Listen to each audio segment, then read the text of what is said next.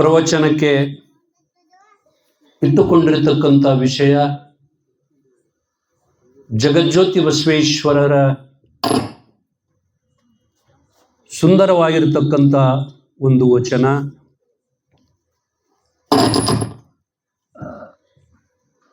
ಅರನಿಯುವ ಕಾಲಕ್ಕೆ ಸಿರಿ ಬೆನ್ನಲ್ಲಿ ಬತ್ತು ಅನ್ನುವಂಥ ಒಂದು ವಚನ.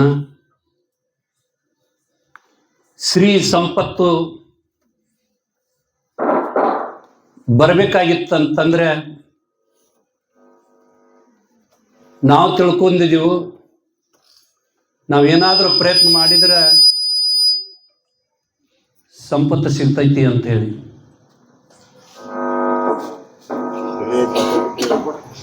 ಆದರೆ ಬಸವಣ್ಣವರು ತಮ್ಮ ವಚನದಲ್ಲಿ ಏನು ಹೇಳ್ತಾರೋ ಅಂತಂದ್ರೆ, ಆ ದೇವರ ಒಲಮೆ ನಿಮಗೆತ್ತಂದ್ರೆ ಪರಮಾತ್ಮ ಕೊಡ್ಬೇಕಂತ ಇಚ್ಛಾ ಮಾಡಿದ್ದಂದ್ರೆ ಅದು ಹೆಂಗರೆ ಬರ್ತೈತಂತ. ನೀವು ಬಿಟ್ಟು ಹೋದ್ರು ಅದು ಬೆನ್ನು ಹತ್ತಿ ಬರ್ತೈತಿ. ಸಿರಿ ಬರೋ ಕಾಲಕ್ಕೆ ಕರಾಬಂಡಿ ಎಳಿತೈತಂತ. ಏನು ಮಾಡಿದ್ದೆಲ್ಲ ಲಾಭನ. ಮಡ್ಡಿ ಒಳಗೆ ಮಳೆ ಆಯ್ತಂದ್ರೆ ಎಲ್ಲ ಹಳ್ಳ ಕೊಳ್ಳಗಳು ಹೆಂಗೆ ತುಂಬಿಕೊಂಡು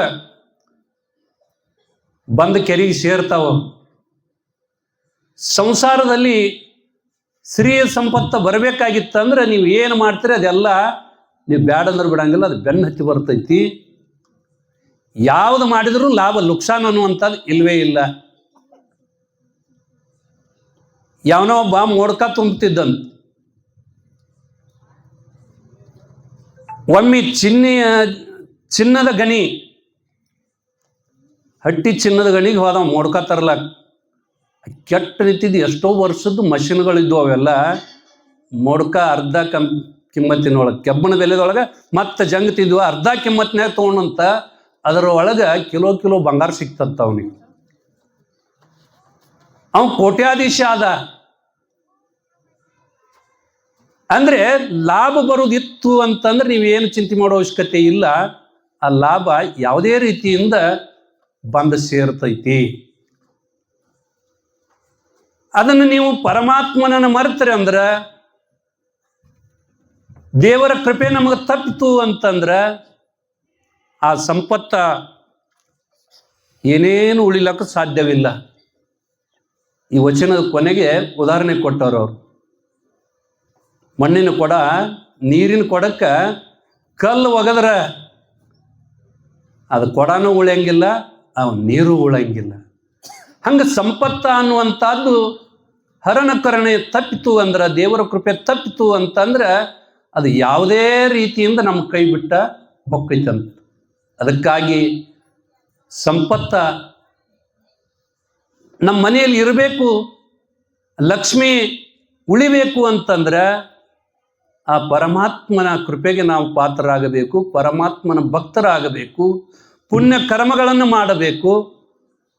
ಪುಣ್ಯ ಕರ್ಮದಿಂದ ಸತ್ಕರ್ಮಗಳನ್ನು ಮಾಡೋದರಿಂದ, ದಾನ ಧರ್ಮ ಪುಣ್ಯ ಪರೋಪಕಾರಗಳ ಮಾಡೋದರಿಂದ ಪರಮಾತ್ಮ ಸಂತುಷ್ಟಕ್ಕನ.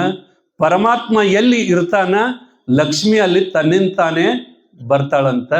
ಅದಕ್ಕೆ ನಾವು ಪುಣ್ಯ ಮಾಡೋದವಲ್ಲ, ದಾನ ಮಾಡೋದು ಬೇಡ, ಧರ್ಮ ಮಾಡೋದು ಬೇಡ, ಲಕ್ಷ್ಮಿ ಅಟ್ಟ ಇರಲಿ ಅಂತಂದ್ರೆ ಆಕೆ ಲಕ್ಷ್ಮಿ ಅಂತಾಳಂತ. ನಮ್ಮ ಮಾಲಕ್ಕೆ ಎಲ್ಲಿ ಇರ್ತಾನೋ ಅಲ್ಲಿ ಹೊಕ್ಕಿನ ಅಂತಾಳಕ್ಕೆ. ಮಗಳನ್ನ ಎಷ್ಟು ದಿನ ಇಟ್ಕೊಂಡು ಕುಂಡ್ರವ್ರು ನಿಮ್ಮ ಮನ್ಯಾಗ, ನಾ ಗಂಡ ಮನೆಗೆ ಹೊಕ್ಕಿನಂತ ಹೆಂಗೆ ಆಕೆ ಹೊಕ್ಕಾಳೋ ಹಂಗೆ ಯಾವ ಮನುಷ್ಯ ಪುಣ್ಯ ಕಾರ್ಯಗಳನ್ನು ಮಾಡೋದು, ದಾನ ಧರ್ಮಗಳನ್ನು ಮಾಡೋದಿಲ್ಲ, ಅವನ ಮನೆ ಒಳಗೆ ಆ ಲಕ್ಷ್ಮಿ ಬೇಕಾದಂಗೆ ಆಟು ಬಿದ್ದರೂ ಆಕೆ ದಾಟ್ಕೊಂಡು ಹೋಗ್ತಾಳೆ.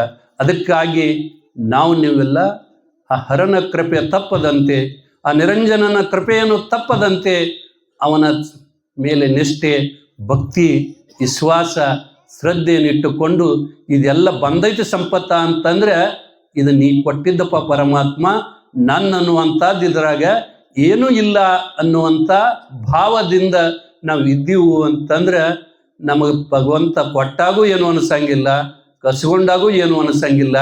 ಅದಕ್ಕೆ ಆ ಪರಮಾತ್ಮ ದಯಾವಂತದಾನಂತ.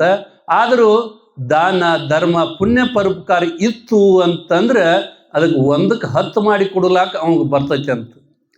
ನಾವು ಏನು ಮಾಡಂಗಿಲ್ಲ ಅಂತಂದ್ರೆ ಅವನಿಗೆ ಕೊಡ್ಲಾಕ ಬರುವುದಿಲ್ಲ ಅಂತ ಹೇಳ್ತಾರೆ. ಅದಕ್ಕಾಗಿ ಸಿರಿಯ ಬರುವಂಥ ಕಾಲಕ್ಕೆ ಅದು ನಮ್ಮ ಬೆನ್ನು ಹತ್ತಿ ಬರ್ತೈತಿ.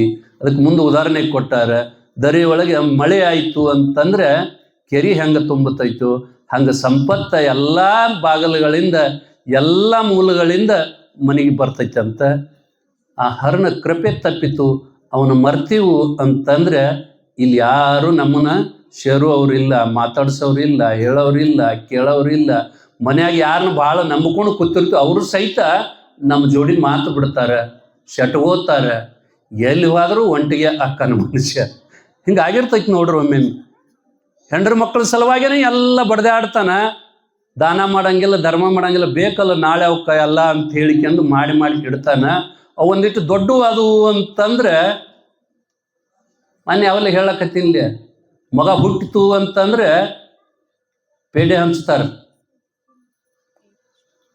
ಮಗ ಒಂದಿಟ್ಟು ದೊಡ್ಡವ ಆದ ಅಂತಂದ್ರೆ ಆ ಕಡೆ ಊರ ತಿರುಗಾಡಿ ಬರ್ಲಾಕತ್ತಿದ್ದ, ಏನೇನನ್ನು ಕಲ್ಕೊಂಡು ಬರ್ಲಾಕತ್ತಿದ, ನಮ್ಮ ಮಾತು ಕೇಳಲ್ಲದಂಗೆ ಆದ ಅಂತಂದ್ರೆ ಸಿಟ್ಟು ಬರ್ಲಾಕತ್ತೈತಿ ನೋಡ್ರಿ. ಏನೆಲ್ಲ ಮಾಡಿ ಇವಾಗೆಲ್ಲ ಗಳಿಸಿಟ್ನಿನ. ಆವಾಗ ಏನ್ರಿ ದಾನ ಧರ್ಮ ಪುಣ್ಯ ಪರೋಪಕಾರ ಮಾಡಿದ್ರೆ ಇನ್ನೊಟ್ಟು ಮಂದಿ ನನ್ನ ಹೆಸರೇ ಹೇಳ್ತಿದ್ರು. ಏನು ಮಾಡ್ಲಾರಂಥ ಪ್ರಸಂಗ ಮುದುಕಾಗಿರ್ತಾನೆ, ಕೈಯಾಗಿಂದ ಕೀಲಿ ಕೈ ಕಸ್ಕೊಂಡು ಬಿಟ್ಟಿರ್ತಾರ ಅವ್ರು. ಏನೂ ನಡೆಯಂಗಿಲ್ಲ ಆಟ. ಅವಾಗ ದಾನ ಮಾಡ್ತಂದ್ರು ಆಗಂಗಿಲ್ಲ, ಧರ್ಮ ಮಾಡ್ತಂದ್ರು ಆಗಂಗಿಲ್ಲ. ಎಷ್ಟೋ ಮಂದಿ ಅದ ಸಂಪತ್ತಿನ ಸಲುವಾಗಿನ, ಮಕ್ಕಳ ಸಲುವಾಗಿನ ಗಳಿಸಿದೀವು. ಆದ್ರೆ ಮಕ್ಕಳ ನ್ಯಾಯ ಹುಡ್ತಾರ. ಅಪ್ಪ ಮಕ್ಕಳು ಕೋರ್ಟ್ ಕೇಸ್ ಎಟ್ಟು ಹೋಗಿಲ್ಲ, ಸಾಕಷ್ಟು ಹೋಗ್ಯಾವ. ಹಂಗ್ಯಾಕ ಅವಾಗ ಪೇಡೆ ಹಂಚೋದು ಅತಾನ ನಾವು. ಅವಾಗ ಎಲ್ಲಿ ಪೇಡೆ ಹಂಚ್ತಾನು, ಅವಂಗತ್ತು ಏನೂ ಕೊಡಂಗಿಲ್ಲ ಅಂತ. ನಾವು ಕೊಡಂಗಿಲ್ಲ ಅಂದ್ರೆ ಬಿಡ್ತಾರೆ ಯಾರು? ಬಾಯಾಗಿ ಕೈ ಹಾಕಿ ತಕ್ಕೋತಾರಂತ. ಯಾವನ ಹಲ್ಲ ಅದು ಬಂಗಾರ ಕಟ್ಟು ಹಾಕಿಸ್ಕೊಂಡಿದ್ದು. ಅದು ಮಗ ಗೊತ್ತಿತ್ತದು, ಇದನ್ನು ಮಣ್ಣಾಗ ಮುಚ್ಚಿರ ಇದು ಹೊಕ್ಕತಿ ಬಾ ಅಂತ ಹೇಳಿಕೆಂದ ಅದನ್ನು ಸಹಿತ ಹಿಂಗೇನೋ ಮಂತ್ರ ಹೇಳೋರ್ಗತೆ ಮರಿ ಮಾಡಿಕೆಂದು ತಕ್ಕೊಂಡ್ರಂತ. ಯಾರೂ ಏನೂ ಬಿಡಂಗಿಲ್ಲ. ಪ್ರಸಂಗ ಯಾವಾಗ ಪರಮಾತ್ಮನ ಕೃಪೆ ನಮ್ಮೆಲ್ಲ ಐತಿ, ಎಲ್ಲ ಮೂಲದಿಂದ ಸಂಪತ್ತು ಬರ್ಲಾಕತ್ತೈತಿ, ಆವಾಗ ದಾನ ಧರ್ಮ ಪುಣ್ಯ ಪರೋಪಕಾರಗಳನ್ನು ಮಾಡಿ ಆವಾಗ ಏನು ಗಳಿಸ್ಕೊಂಡ್ಬಿಡೋದು. ನಮ್ಮ ಕೈಯಂಗೆ ಕಾರ್ಬಾರ ಹೋಯ್ತಿಲ್ಲೋ, ಏನಿಲ್ಪ ನಮ್ಗೆ ಹೋಗೈತಿ ಅಂತೇಳಿ ಆರಾಮ ಇದ್ಬಿಡೋದು. ಅವಾಗ ಯಾವಾಗ ಅವಕಾಶಗಳದಾವ ನಮ್ಮ ಕೈಯಾಗ, ಮಂದಿ ಮಾತು ಕೇಳಂಗದಾರ, ಶರೀರದೊಳಗೆ ಶಕ್ತಿ ಇರ್ತೈತಿ, ಕೈಯಾಗ ಕಾರ್ಬಾರ ಇರ್ತೈತಿ, ಅವಾಗ ಏನು ಬೇಕಾದ ಮಾಡ್ಲಿಕ್ಕೆ ಸಾಧ್ಯ ಇರ್ತೈತಿ ಮಾಡೋದು. ಯಾವಾಗ ಟೈಮ್ ಮಿಕ್ತು ನಮ್ಮದೇನು ನಡೆಯಂಗಿಲ್ಲ.